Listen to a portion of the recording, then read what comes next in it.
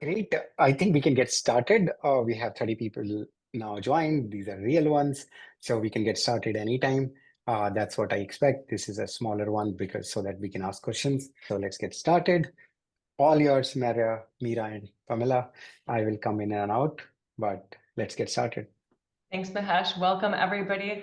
Thrilled to be here with both Mahesh and Pamela. Thanks so much for joining us, learning more about this Microsoft build session on Agentic RAG that Pamela gave. I am Mira Emmerling. I'm the CPO at Glaze. I have built and scaled AI and SaaS platforms across 90 plus countries, serving public sector, enterprise, and commerce. I'm really focused on frontier technologies and turning those into trusted modular systems. Delivering real world outcomes. So Pamela, we're so excited to have you here. Would you like to start off with a quick intro? Yeah. Hello, everyone. My name is Pamela Fox. I'm at Microsoft, where I'm a Python cloud advocate. So that means my job is to help Python developers be successful with Azure and Microsoft technologies. Of course, for the last few years, that has meant everything AI. So I spend a lot of my time working with Azure OpenAI. I have really focused quite a bit on RAG, which I know you all have tried out. The way of getting questions, asking questions and getting answers that are grounded on data. I really like that use of LLMs because it's that we're using LLMs to get accurate answers instead of getting, made up answers. Great, thank you. Mahesh? Yeah, I think most of you know me. I worked at Microsoft and I love build. I keep watching build videos and I thought it would be great that Pamela can come. So I'm the one who is responsible for all of us here to go through RAG again. But I also teach a course on Maven, and most of the people who are in the call are through the course. In the course, we talk about RAG a lot, then we talk about fine-tuning, then we talk about how can you scale with MCP and all. So maybe we should get Pamela back for MCP, but that's my little introduction before this course. I'm also starting my own company, and before this, I worked at Microsoft, Meta, and Google, AWS, so pretty much every large company. But I'm really excited about learning what's new in Azure. So I will leave it to Pamela and Mera. I will keep coming in and out, but all yours. Sounds good. Thanks, Mahesh. So last week we talked a lot about RAG, retrieval augmented generation, which allows us to pass more context, or really the relevant context, right, to large language models through prompts. Today, I'm really hoping that this session is going to clarify what is agentic RAG? Why do we need it? So let me start by opening up with the question, what is agentic RAG and why do we need it? Pamela, maybe you can unpack that for us. Yeah, it's a really good question, especially the way you worded it. So when you say agentic RAG, it actually has many different definitions. Generally, when we just hear the word agentic, what does that mean? Well, that usually means that we're equipping the LLM with tools, with things that it can do besides just, text prediction, right? So an LLM, like on its own, an LLM, all it can do is, really generate text or, suggest tools to call, but it can't really do anything itself. So, when we make something an agent, we give it tools. We say, hey, here's some tools you can use, right? And with RAG, one of those tools is searching for data. That's like the very basic RAG. And in some ways, all forms of RAG are agentic because we're equipping an LLM with a tool where it can search stuff, right? But a lot of times when people really talk about agentic RAG, they mean using more tools, more steps, and more like reflection and iteration in order to improve the result and get to a better answer. If we just do the most basic RAG, like the one I did here in this application, right? I've taken the user's question and we can actually see the process here, right? So here's the user question. Yeah, the most basic one would be, we've got the user question, we use it to search this search box and it's the search engine, and then we get back the answer, right? Now, if we're going to make that agentic, there's many points at which we can, empower it with more tools and more ability to improve the response. So what we talked about at Build is specifically agentic retrieval. So the idea that, okay, if we get a question, how can we then do a better retrieval based off that question, right? So maybe we should break that question into, into multiple queries and send those off, right? There's other forms of agentic RAG that we didn't talk about at Build, but I have talked about in other sessions, which is doing reflection. And I think you're going to actually do maybe some reflection in one of your in the class assignments. And reflection would be like, okay, after we get back the response, let's look at the response, let's reflect on that, see if things improved. If not, maybe we should go do a different query. Maybe we should go somewhere else to find an answer. Maybe we should just rewrite our answer, right? And so the idea is like, how can we, add more steps to our process, generally using LLMs for those steps in order to improve our retrieval, like to be able to pull from more places, and in order just to improve our answer, which generally means some sort of reflection. So I think that those are the two biggest kinds of agentic RAG that I've seen, is doing agentic retrieval and then doing agentic reflection. Here, okay, so this is like the very standard one, right? We get the user question, we get back search results, and then we send that directly to the LLM and say, hey, get back the response, right? And then we get back the response. This is like the most basic RAG that we can do. And then what we talked about at Build was adding agentic retrieval on top of that. So we go here, let's see, agentic retrieval. Okay.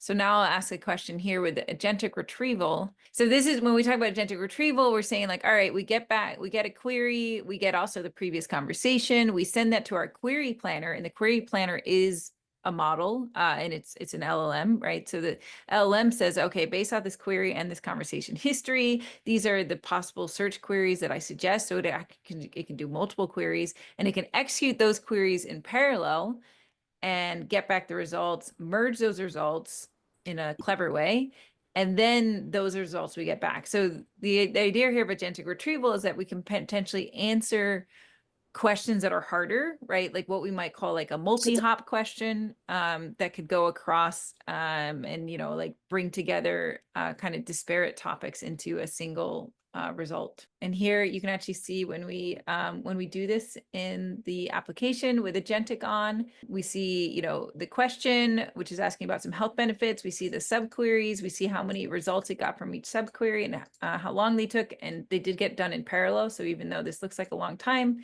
they are all done in parallel. So that's nice. And then those all get merged together using a merging algorithm. And then we pick the top, and then we send the top ones to the LLM in order to get back the result, right? So this is just gonna, improve our answers for hard questions that, go across multiple topics. Here we go. Okay. All right. So now this has the nice little, I had fun making the diagrams for this one.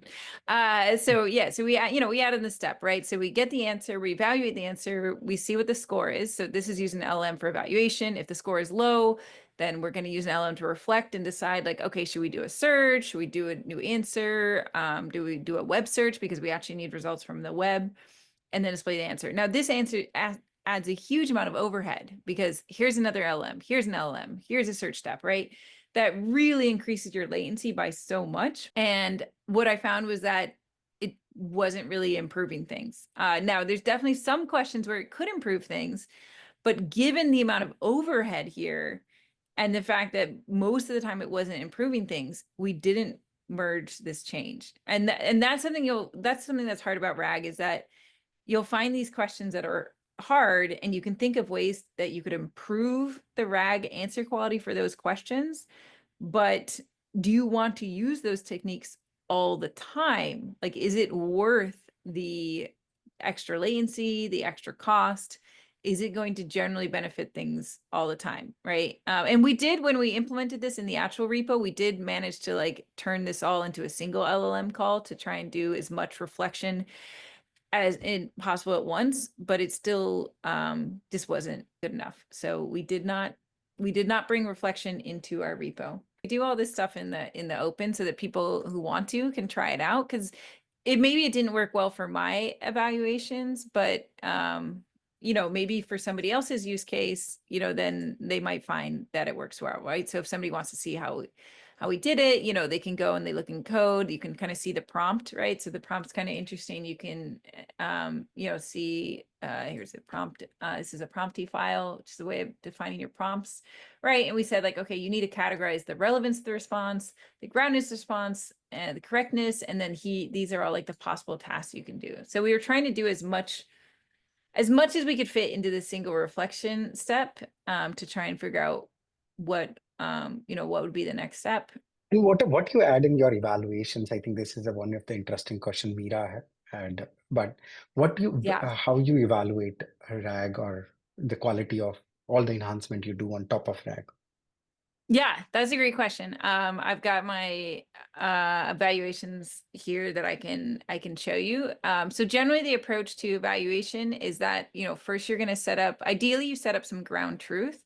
Ground truth can be really hard to set up because you want to have like a lot of like 200 questions and their answers, and either you're going to use a human to write what is the ideal answer, or you have to use, you know, a program in order to come up with those answers. And it's just tricky to do that. So, you know, I have a script that attempts to generate some ground truth for a data set, but it's definitely not perfect, and it doesn't reflect necessarily what users would really want. So ideally, when you're doing evaluation, you start with some version of ground truth. And then as you are using your RAG application in production with actual users, you want to be updating what it is you're actually evaluating to make sure it reflects what users are going to ask, right? Because users are your best. They're the best. Yeah, they're the best indication of what your system's going to get asked, right? So yeah, so once you have users, you're going to want to improve your ground truth. But that's the first step, is I do the ground truth. And then I evaluate all the questions, right? Because one of the things that people will sometimes do is that they'll like go in and they'll like just try their like favorite sample questions, right? Like, you know, we've got like these 3 example questions here, and you might tweak the prompt and then try them and be like, oh my God, it's better, right? Now, the thing is, it might be better for these 3 questions, but it's not necessarily better across the board. And I've constantly had this experience where somebody will be like, oh, I found this improvement. And then I go and I run a bulk evaluation and it is not an improvement, right? So it's super important that you are always doing bulk evaluations and not getting biased by your like favorite sample questions, right? And it's also important that when you're doing evaluations, you do want to set the seed. This is a technical note, but you want to have as much repeatability as possible. And the seed is a way of having slightly more reproducible evaluations. Still not perfect, but yeah, that's one of the things that is really hard about evaluation, is that how much it can change based off of, if you change anything about your application, you know, it throws your whole evaluations off. So these are the evaluations that I ran the night before the build session. So generally what I did, I just set up the application with different parameters. Like you can click on here and actually see the parameters I use. So this was like, okay, I'm going to use Agentic Retrieval. I'm going to set the seed of 1. I'm going to set the max subqueries, which is how many queries it could plan, to 10. I was using temperature of 3 and a top of temperature of 0.3 and a top of 3, right? So I generally, what I do is I set up the parameters and then test against all the ground truth questions. We get back the answer, and then the answer we send to LLMs to judge the groundedness and the relevance. And then I also look at the length of the answer, the latency of the call. You'll definitely see here that using Agentic Retrieval increases our latency significantly. We go from about 3 to 5 seconds to, you know, 10 to 13 seconds. And that makes sense because we've added another LM call to the mix. That answer you can only get from Pamela. Mira, go ahead. This was great. Thank you for laying the foundation. We can get into Q&A mode. Please raise your hand. Mira already had some questions, so Mira will be asking one question. Yeah, absolutely. No, so the key takeaway, really automated evaluation can only go so far. So that domain expertise comes in just from your last bit. For teams putting these systems into production, what is your advice on bringing the human evaluation into the loop effectively without, you know, slowing things down on that side? And also another question was in terms of, for PMs and working with technical teams on these systems, how should they think about balancing the relevance and the groundedness with the latency and the cost, especially when deciding to scale that up into production? Yeah, good question. So Yeah, the first question was productionizing with human-based evaluation. And it's a really good question. I think that like the Azure AI Foundry has a mechanism where you can actually like have humans go through results and do like a thumbs up, thumbs down. So if you had a domain expert, they could go through and like thumbs up and thumbs down. This UI here is just something I wrote myself, just a command line tool. But I think in the Azure, like in ai.azure.com, if you go to like the evaluations tab, you'll see various options there. So we've got the automated evaluation. So I would Manual explore. evaluation on top.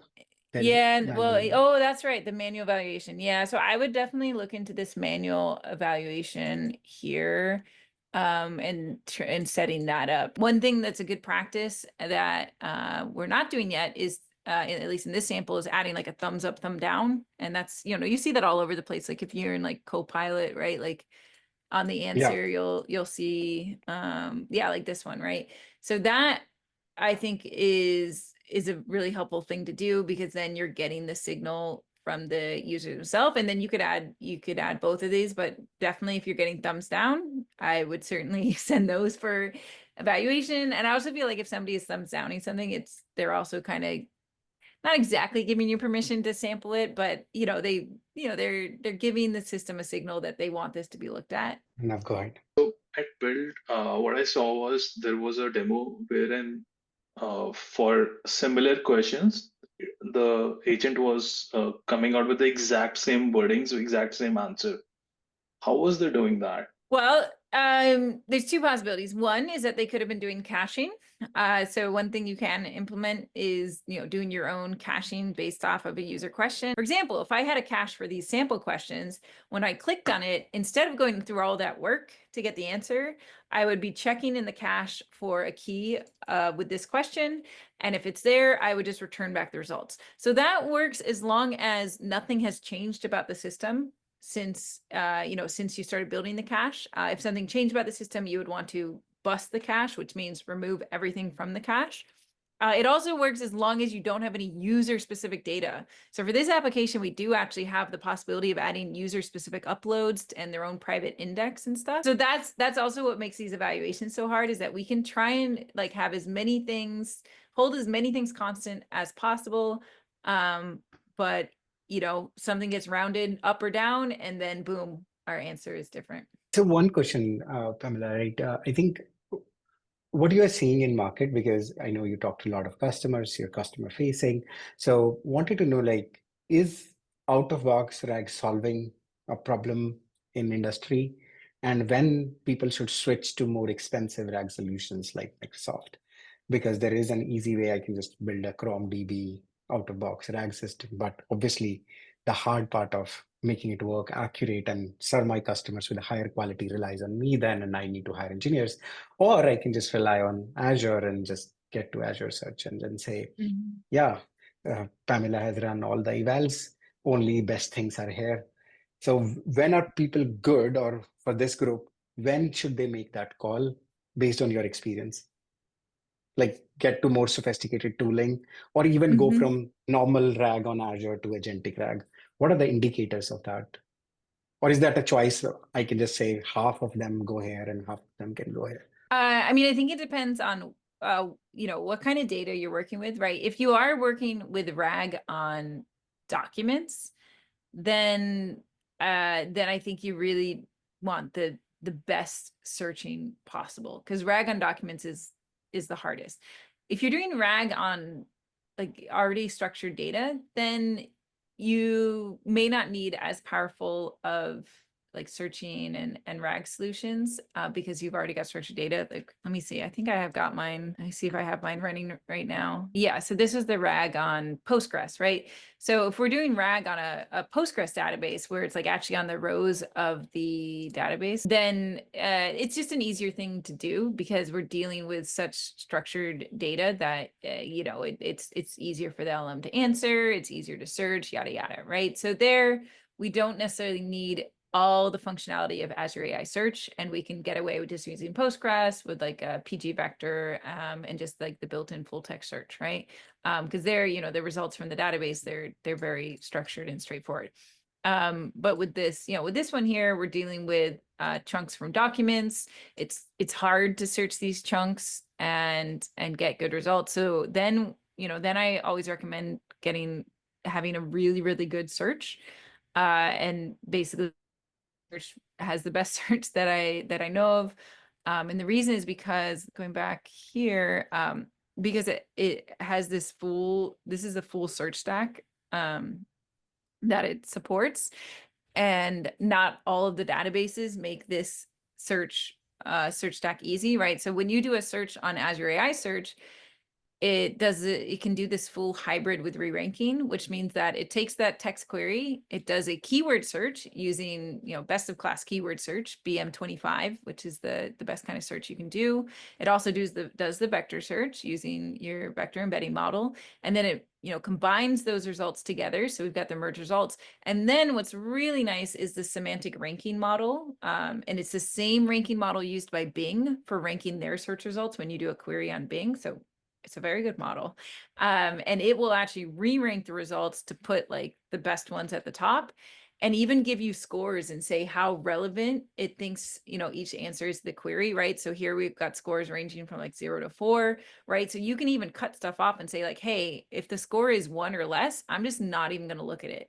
So that to me is really important, especially when we're involving vector search, because vector search can so often give you noisy results. Like vectors are amazing. They do amazing things. They get you amazing results, but they also get you noise. And you don't want to send noise. You don't want to send anything distracting to an LLM, because then an LLM it'll say, you know, it'll use that as an excuse to answer in an ungrounded way, right? So particularly when you're using vector results, I really think you need a way to remove distractions, remove noise. So this is what I recommend anytime somebody's doing RAG on documents, is that you want to have this full stack of hybrid plus re-ranking and setting like a threshold for the re-ranker so that you're really getting the best retrieval.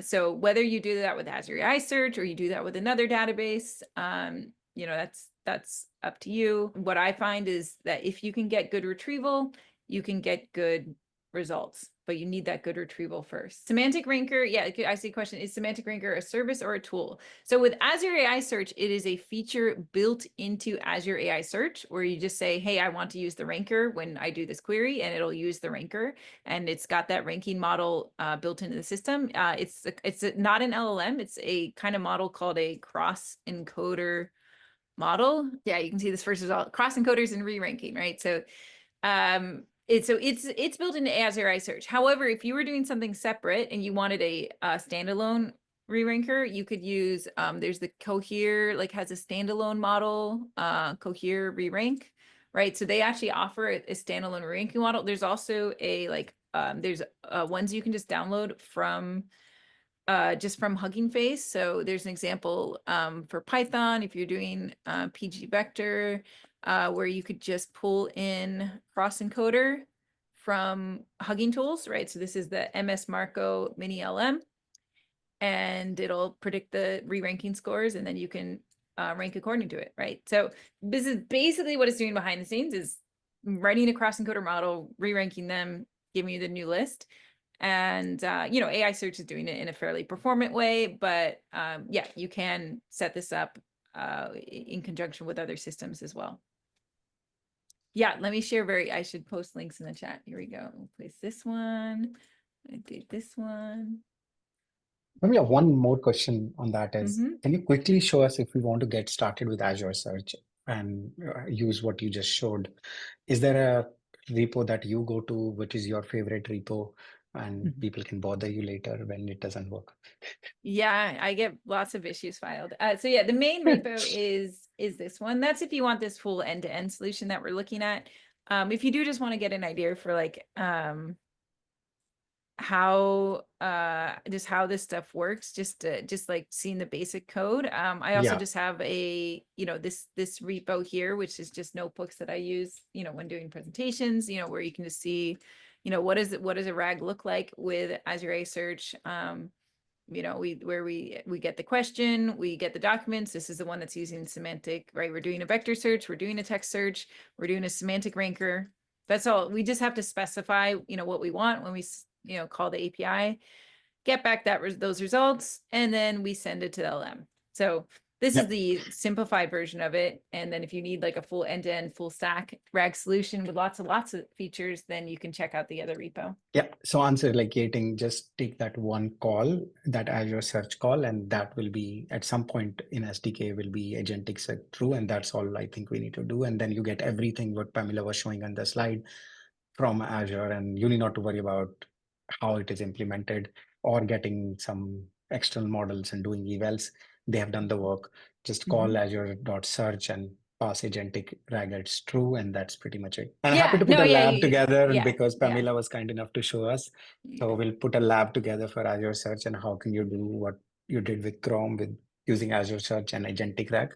Happy to take one of Pamela's lab here and we will put it in our labs so you can try it. And if you run into issues, we will obviously help you. Mira, back to you. Yeah, I guess to wrap up, one last question. So we talked a lot about agentic RAG and how it works and what it enables, but when teams try to implement it, where do you see them typically going wrong? Are there any patterns or traps that you've seen that look different from the more traditional RAG setup? So the question is like, generally, what are the struggles with RAG?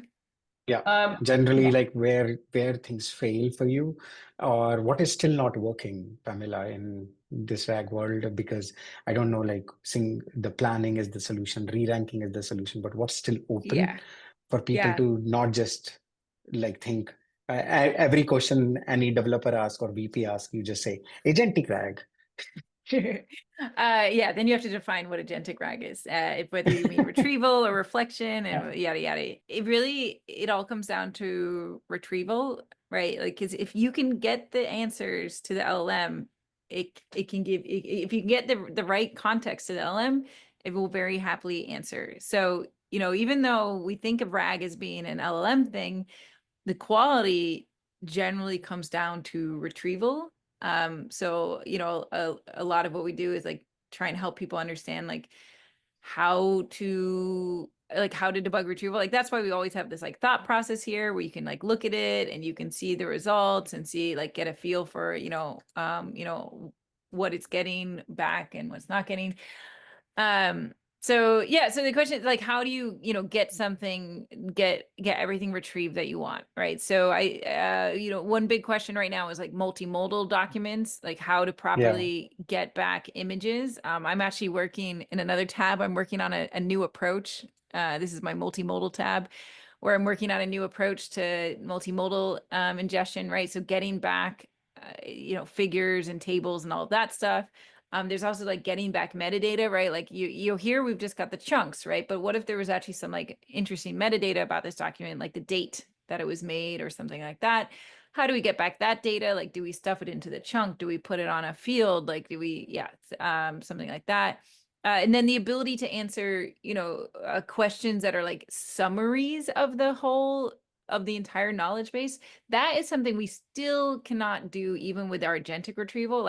So with our agentic retrieval, we're better at answering like complex, like kind of multi-questions, right? But if we asked a different question, like let's say we asked like, give a high level summary of every role in the whole company with a bullet point for each role, right? This would actually be a really hard question to do because it would need to basically look at everything in the like almost like a huge amount of the knowledge base, right? It would have to retrieve hundreds and hundreds of chunks just to give this high level summary, right? Or you can also think if you're doing RAG on a book and you just ask for the entire plot of the book, that would be hard to do, in fact, because you'd have to basically retrieve like the whole book. So there's been various approaches for this. There's graph RAG and then there's lazy graph RAG. I think those are the two most well-known ones.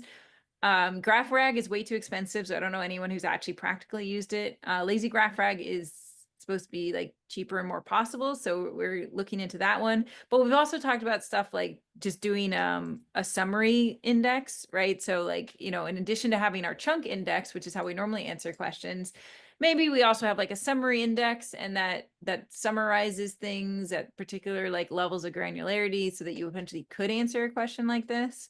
But yeah, that kind of question is really, really hard. And that was Mira's question. Mira, I think that was your question, is when do you think about like with groundedness and relevance, like what are the trade-offs, right? So Exactly. that was your question. And yeah, because here, like if we look at this, like 10 seconds, like, okay, well that is, and to be fair, this is 10 seconds time to the last token. When you're thinking about user latency, you ideally want to look at time to first token, but when I'm doing evaluations, I don't do streaming, right? But when I'm in the UI here, I'm actually doing streaming. So I often look at both like the answer length, but also like latency and answer length, right? So in this case, the answer length didn't actually increase that much, but latency did. So that means that it is affecting the even the time to first token. Because there's latency and then there's perceived latency. So one thing that some people do is that, like, you know, as soon as you get search results, you could start showing the search results, right? Like give people the feeling that something's going on, give them something to poke around. That's not something we do yet here, but I know other frameworks do that, right? So like showing, if you can like reduce the perceived latency, then you can take more steps and you'll still have happy users because they'll feel like something's happening. Right. The thing you really don't want is to have a loading bar for 10 seconds straight, because that's boring. And then you go and like go on TikTok or whatever. Right. So you can think of ways to reduce that perceived latency. But then at a certain point, you know, some people might want the answers. And the interesting thing is like I talked to customer build who was like, oh yeah, like we're fine with like 30-second latency. And then I talked to another person who was like, oh my God, 3 seconds is like way too slow. And it's like, okay, well, there's clearly different users here, right? So I think it's going to depend, I think it's going to depend on your users, what they expect, how much, like if it's worth it to them to ask, like to wait for the better result. The other thing you can do is like, oh, this is what I was thinking of doing, like reflection, right? We were talking about how reflection like just took too long. But one thing we could do is that when we could like really shorten this and say, when we generate the answer, we could ask it to also assign a confidence score and like an evaluation at that point. So in that same call, we could ask for both an answer and a quick reflection, right? We could parse that out and we could show that in the UI and say like, okay, this one has a confidence score of 70%, right? Or, you know, or reflection, right? So that way you could actually do it all in that same request. And that would be the way to like radically cut down while still adding a feel like some sort of reflection, and then people could decide whether to like, you know, maybe retry the question or something like that. And that's just a general good practice with AI stuff, is to give as much transparency as possible. There's this really good hacks design toolkit. You all should check this one out, it's really good. And my favorite thing is if you go to examples, let's see, we go examples, right? And you'll see all these like actual examples from real LLM powered apps, right? So make it clear how well the system can do what it can do, right? Highlighting things, uncertainty highlighting. There's just so many cool ideas here, right? So yeah, I don't have a clear answer there. I think that's, you know, the decision you have to make about, you know, whether you're seeing better results and whether the increased latency is worth it. But you can look into ways to reduce perceived latency and yeah, just figure out what works for your audience. Great. Thanks for walking us through all that, Pamela. I realized I stacked a few questions in there and it's late on my end. So thanks for keeping me on track and getting that in there. Mahesh, did you have any other questions? No, I just want to thank Pamela. I want to thank Mira for getting us all together, organizing this event, and making it possible for all of us and doing all the research. Thank you, Pamela, once again. I wish you all the luck for your next build event or your next customer call where you can say, yes, it works all the time. And the latency is awesome for you for getting best accuracy. And we will do what we will do in our community is we'll put a lab for Azure Search with this tool. So at least we know that Pamela came, and you can put this recording and then say, this lab happened because Pamela came to our community. So thank you for helping us onboard to Azure Search. And I think everybody get $150 with Azure, right? That's like if you're getting started with it, right? Yeah, Yes. there's a certain amount that you get for Azure free. Azure AI Search does have a free tier. Awesome. Unfortunately, in the free tier, you don't get the ranker. Agentic RAG. Right. So if you do free search, you're only allowed one free search, and it doesn't support the semantic ranker. I guess that probably means it doesn't support agentic retrieval. So I guess I should update this doc here. But yeah, this is like our doc about how to reduce your costs when trying this stuff out. Oh, nice. Anybody who want to adopt, we will be happy to put our Azure key and give you that access. At least we'll do one demo with a real example on contracts and show you a difference between out of box Chrome DB, the answers you're getting, and with Azure Search, what you're getting. We'll do that lab, we'll do the demo. Again, thanks a lot for everybody joining and making it so interesting.